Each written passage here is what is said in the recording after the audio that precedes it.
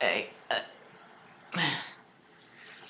okay, so after my computer suffered many near-death experiences, we're gonna overview the rest of the comics we picked up. iVampire! Starting with iVampire. Yeah, what's going on with that? Overall, we had a lot of introduction to these vampire characters and who they were. In issue 1. They had a very close relationship at one point, but one of them wanted to destroy the world and the other one didn't, which led to their conflict. This issue is just one of them trying to destroy the world.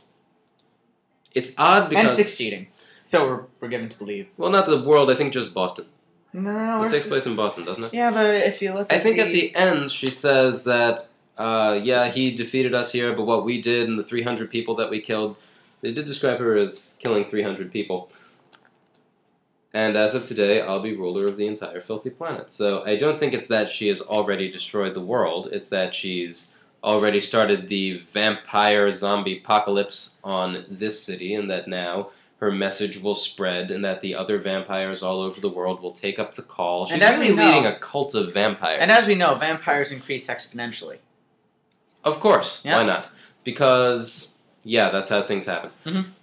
Now, I think that while number 1 was good, it set up a lot of interesting ideas, and they did use those in number 2. There's just way too much fighting. Mm-hmm. I think the reason that it doesn't necessarily work with all this fighting is that we're not really learning anything new about these characters, and also the fight is just between an army of mindless vampire. Vampire zombies. Vampire zombie minions and vampire super good guy. Vampire. But I don't know what the stakes are in this. It's like the entire world. I don't know if there's nothing on the line here. It's just she goes, yeah, kill him, and he's like, no, don't kill me. It's more just a self-defense fight that's not really extending the plot at all, and that by the end of the story hasn't really changed anything.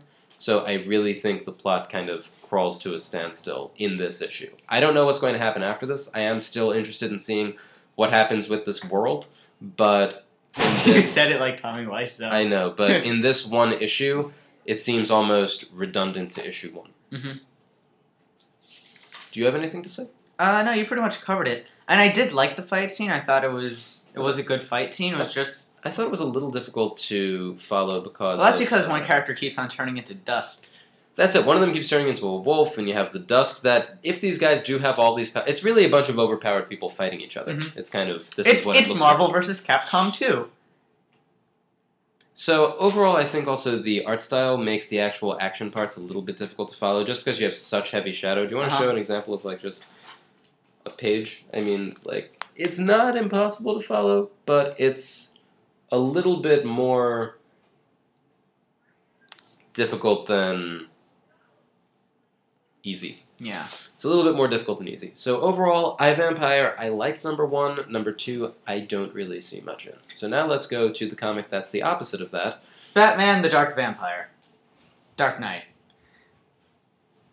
This is still probably my least favorite of the Batman comics, but that does not mean that it's terrible. I think out of all of the issue 1s to issue 2, this one increased the most in quality. It's one of the biggest, probably not the number 1. It is one of the biggest leaps in quality, and for the better. Yeah. Overall, I think that number 1 was very slow, didn't have very much of a story to it. Didn't even have, like, a point, because there are already so many other Batman comics. This one here, I think, jumps right into the plot. It starts right off with Batman fighting Harvey Tubane. Yep. Right on the cover. And then we know from the get-go what the plot is. Some people have been experimented on in Arkham with a serum that gets rid of all their fear and turns them into hulking brutes. Yep. And Batman needs to track it down while everyone in Gotham has to fight these hulking brutes of criminals. And by everyone in Gotham, there's this nice splash page where we see all of the heroes. Well, definitely not a splash page, it's just 2 pages. But overall, and this is the center of the comic, but we see that there are some characters who you might not expect to be serious enemies really getting... I don't want to show this one because I like him too much, but I think we get a nice 2 pages of just... every hero in Gotham City. A lot of the heroes in Gotham Cities. Not Huntress, because she's in Italy right now. Yeah. But We get to see Batgirl, Batwoman. On previous pages, we've had Nightwing and Robin. We Here have we've got the the characters Birds of from Prey. Birds of Prey. And the Clock King. Yes. The fact that they are actually three characters who are all very dangerous in their own right, fighting the Clock King is kind of hilarious. I And love the it. Clock King is so cool. Yeah, so overall, I think that it's pretty well paced. It actually moves almost too quickly, Mhm. even though it's not mostly action. There's a lot of story. But, I mean, you could say it's the kind of a story that we've seen in the past at times. I would definitely agree with that. I don't think that's necessarily a bad thing. It reminds me a lot of an episode of the New Batman Adventures called Never Fear, in which Scarecrow has a serum that takes away people's fears. Mhm. They even say it's related to Scarecrow's fear gas. So, Yeah. But the opposite. yeah. The only thing that I'm not really that happy with is Bunny Lady. Bunny Lady makes another appearance at the very end. Now, naturally, Bunny Lady is in this. We know she's on the cover of issue 3. Yep, which comes right after this. So basically, here we have Batman chasing Playboy Bunny around. And that, I just don't... There had better be a good reason for Bunny Lady to exist Mhm. and be as ridiculous as she actually appears. I'm not going to say it's impossible that that'll happen. I still don't know what it could possibly be. Yeah. And we also have somewhere in here a nice reference to a pretty old Batman movie that I'm not going to say what it is, but It's not that old. it's old compared to most other Batman movies. It's like, yeah. So I would say that, yeah, I'm not going to say what it is because there's a spoiler involved in it, but Mhm. that I thought was pretty cute. The fact that you had certain characters getting all Like Clock King. like Clock King or, Mad Alfred Hatter. Alfred gets a good scene in this. Alfred looking at porn. Yep. Butler porn. Overall, again, it's still my least favorite of the Batman books. But now it has a point. Now it has a reason to exist. Yeah, now it actually has a story. It's a Yeah. decent story. It's not incredibly engaging, but I would say I didn't feel cheated after reading it, and Mhm. I am interested in seeing where it goes, Mhm. although I still am not really expecting a lot. So, probably the biggest improvement. So after that, we have All-Star Western. Yes! All-Star Western with the buddy cop duo of the rampaging, bastard-eating, asshole, gun-slinging, cowboy bounty hunter Joni Hex. Joni. And the prissy, dainty, super richy, On the verge of insanity. on the verge of insaney psychochiatrist, What's his Armadeus name? Arkham.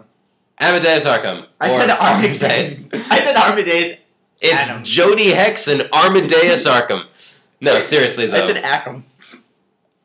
Even better. Armadeus This is Ackham. very enjoyable. Very- Just everything that was good about number 1 is here. There's a lot less exposition. There's a lot more action. Yeah. But it works because the action is very compressed. First off, I like that this book actually has chapters like Showdown at House Arkham. That's just one. Wah, wah. That's one of 3 chapters Yeah. in this book, and I love the shot of what will become Arkham Asylum. But I just want to give an example of this. It starts with a very large gunfight. Oh, something I wanted to mention about that. In Yeah. the first issue, I think you mentioned that you felt there was too much Arkham narrating. Yeah, So in this, we get kind of the opposite, where there's a lot of Jonah Hex action, and Yeah. Arkham's in the background a lot. Notice it's not Arkham. It's not Jonah Hex narrating. It's just Jonah Hex doing shit. Yeah. Because that is the kind of character that he is. You have a very, very compressed gunfight here. It might seem like it would be difficult to follow or take a very long time to read, but overall, it actually works very effectively. 'Cause there's a lot It of reads just like you'd expect like a Western movie to play out. yeah. There's a lot of simple things very compressed together to show a really good. Just in terms of sequential storytelling, I think.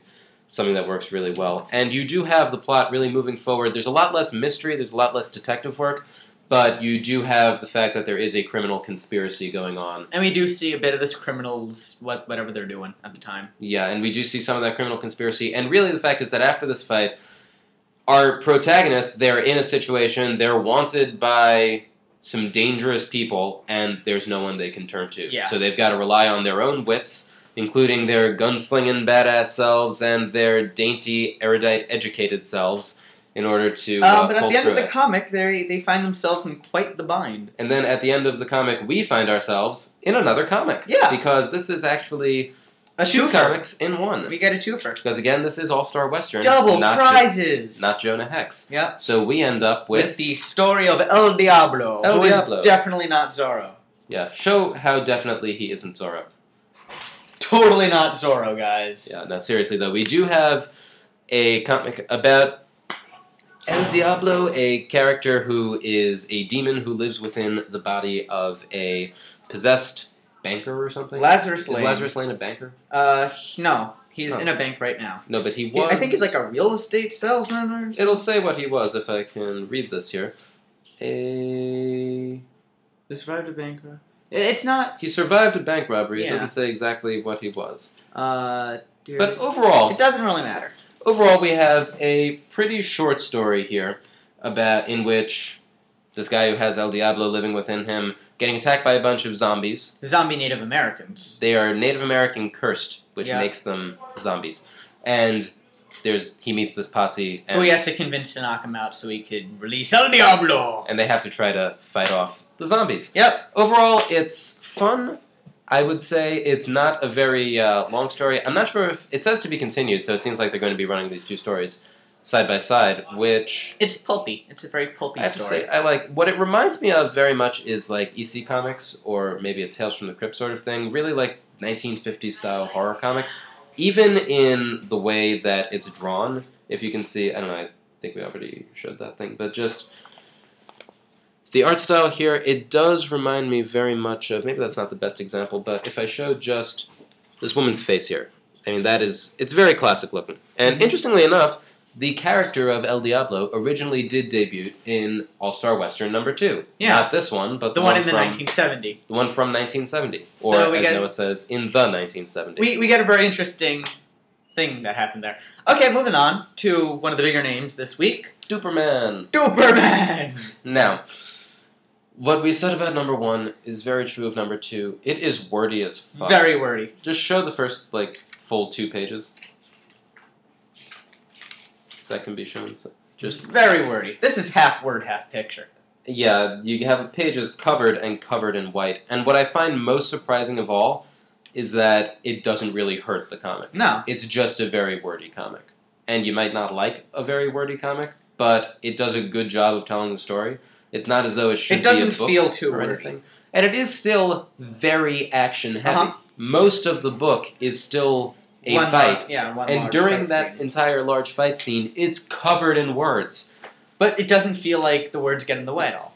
They slow it down a lot, but they don't get in the way. Yeah. So, again, this is, I think, the kind of book that you really have to commit to reading. You can't just say, okay, I'm going to take 5 minutes and just take a look at a comic. You really need to sit down and read this because there is a lot to read. But it's still very interesting. This is almost feels a bit like a standalone comic, kind of similar to Sort the of the previous first one, yeah. It's very much like the first one, since they both follow the pattern of a mysterious enemy comes to Earth and Superman fights it, and then he gets a little bit of information from it, but not nearly enough, but we know that they're probably connected in some way. I think it's setting up for a very long story, and it's... But at the same time, each comic feels very complete. Yeah, and it's moving very slowly, but there's a lot of content in it. Mhm. There's still a lot of character work. We see more of the relationship between Clark and Lois, more between Superman and General Lane. It's a lot... Wait, is Lazarus Lane related to Lois Lane? I haven't heard anything ever to suggest that. But they're both named Lane, and usually in comics, last names do often mean... Anyway, continuing on. On that note, is Yeah. Kathy Kane related to Bob Kane? Maybe. That's not It might have been funny, named after Kane, after Bob Kane. She might have been... Or it might have been named after Citizen Kane. But overall, again, very Sugar slow moving Cane. and very similar to #1. I think that all of the good things about #1 are still in here. Mhm. And it's perhaps a little bit less slow paced because we already have a story that we're following. They don't have to set up the whole thing. Issue 1 had that whole thing about setting up Fox News buying the Daily Planet. Yeah, This and one just that's doesn't have not, that. and that's not. There's an entirely different main focus of this. Yeah. That still appears in the background, but they're really throwing a lot on us. Mhm. And I think that there's probably less exposition, even though it's just as wordy. It moves very slow, which is you might not expect that from a Superman comic. You might not want that from a Superman comic, but I think that it still works, and I think that the story is probably pretty much on the same level as it was the last time, just continuing. I assume that in later issues, it's going to kind of pull together and pick up into something bigger and escalate. Although I haven't really seen. But right how now that's we going to are happen we're getting the best of Superman. Superman fighting a really large threat that only he can handle, and it's a good fight scene. And using the media. Yep, Because Clark Kent is a media person. yes. Moving on to the last comic we're going to be reviewing of the issue number 2s. So if we said that Superman moved a bit slowly, I think that it's only fitting that we let's Flash. talk about The Flash. Yeah. I just spit it. I really like the way this one is drawn. Yeah. That is probably its best trait for me. I think. I'm going to try and show a really Can we show the title page? yes. Again, so far the title pages of The Flash have been the most impressive of the all title pages. Just we have The Flash written in speed lines. Yep. Getting to a stop, and then we have the title of the comic, Think Fast. And then over here at the bottom, we have a little radio majigger. We have another intro to The Flash just in every... Well, in both comics so far. Struck by a bolt of lightning and doused in chemicals, Central City Police scientist Barry Allen was blah blah blah the Flash! Yes. I like the idea of just the person, it gets to be so fast, just talking like an auctioneer.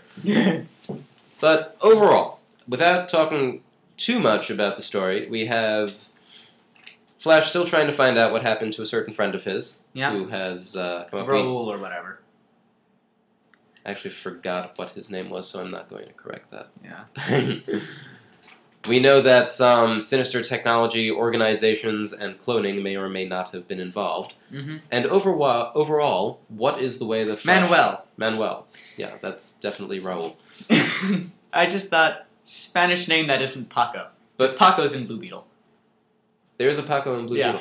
But overall, what is the main thing that Flash has to do in this comic in order to aid him in his quest? Well, we find out that even though Flash moves incredibly fast, something preventing him from moving faster is that he can't think fast enough.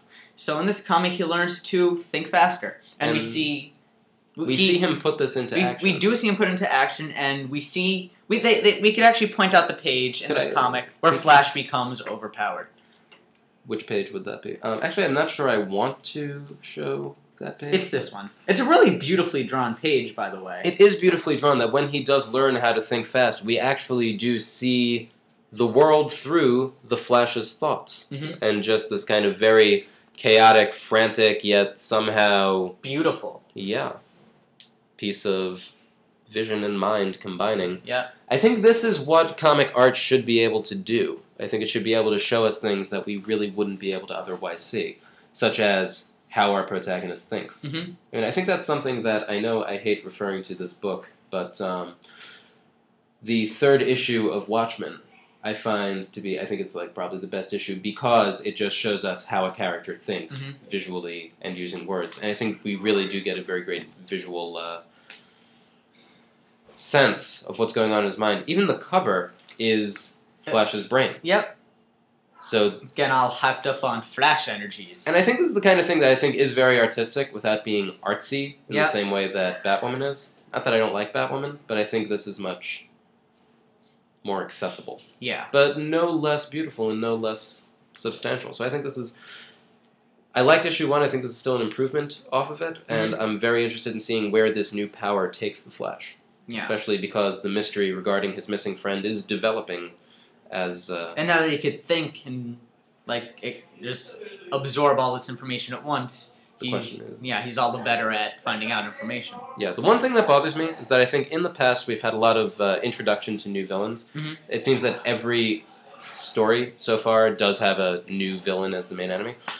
But in Flash, I don't think we don't really have a villain yet. What that is. We also don't in Superman, but with Superman's really slow pace, I don't mind that. And the fact that he is beating up everyone like somebody else every issue is... With this, we really have... And also, I think Blackhawks, we don't know who we're going up against. But that actually I found to be very bothersome. Here it doesn't bother me as much, because I feel like we're going to know, but the question of what's going on really is kind of nagging at me. What did bother me, though, about this was the ending just kind of... It's not really clear what happens. Yeah, it's like a big puff of smoke. Yeah, everything vanishes in a puff of logic. So that is a bit confusing, but then again, I'm sure they will tie it together. And it is a very good comic. At the beginning of issue 3. So again, it's not perfect. There is that ending kind of unclarity. It doesn't... I don't think it really has an ending. I think it just kind of stops. Yeah. But hopefully issue 3 will be able to pick up without much problem. Yeah, and out of all the issue 2s, I would think this is I would say this is my favorite of all the issue 2s right now. Out of all the issue 2s, my favorite is most definitely Green Lantern. That's a close second. Yeah, I would definitely recommend Green Lantern overall, but Flash is also very good. So Yes. I think that's it for books that have come out, giving little overview thingies. Yeah. Now, we will see how once we get into issue 3s, how we really want to approach this. We'll see what works. Overall, hopefully, we can have something up by Wednesday on things that are coming out that day. And until then, I guess maybe we will see you by Wednesday, Maybe. or maybe we will see you sometime before that.